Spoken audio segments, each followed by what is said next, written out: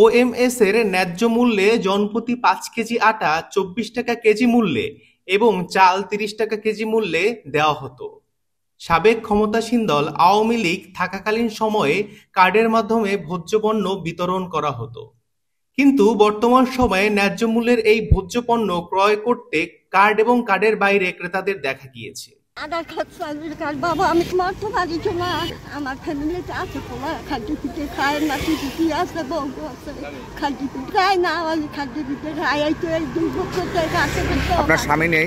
না বাবা, নামাজ পড়ে 5টার সময় আইছি, এই পাইছি মানে 15-20 মিনিট আগে পাইছি। তাইলে এখন বাজে 11টা প্রায়। তাইলে সকাল 5টা থেকে 11টা পর্যন্ত দাঁড়িয়েছিলেন। হ্যাঁ। 1 টন চালের মজুদ থাকলেও সেখানে ক্রেতাদের সংখ্যা দাঁড়ায় দ্বিগুণ, যার কারণে ডিলারদের পড়তে হচ্ছে নানান রকম বিপাকে এবং ক্রেতাদের নিজেদের মধ্যে বাকবিতণ্ড ও হাতাহাতির খবর পাওয়া গেছে ইতিমধ্যে।